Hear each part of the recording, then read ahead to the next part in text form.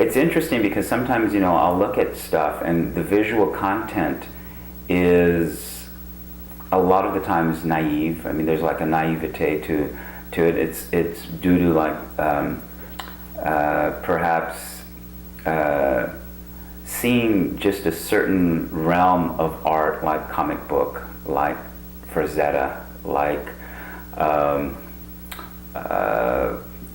imagery of cartoon quality. And sometimes, you see like a person, like a young kid or whatever with a bunch of hypodermic needles on his arms and stuff, and you're like, oh yeah, that's about drugs. Okay, now we get it immediately. What more do you have to tell us about it? Do you have like a solution to the problem, or do you have like an understanding that you want to communicate to it, or is it just to show it graphically along those lines? And it's like saying like a dirty word. Once you say it, after a while it gets very boring, and it loses its impact. To me, sometimes what we have to do and explore is subtleties and ways of expressing yourself that have underpinnings to it and ideas behind it.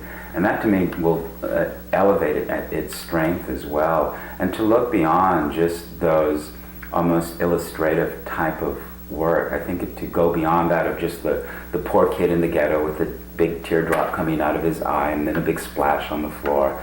It's like there was an artist, his name was Keane, in the 1950s and 60s, and he used to do the little kid inside the alleyway. They'd have those big, huge, big eyeballs, the big teardrop, and with their arms out, like, I'm poor, give me money, And it's like, okay, that was cute for that moment in time, and everybody would say, oh, that's a nice little cute painting, and we'll put it in our kitchen. It's like, oh, isn't that sweet?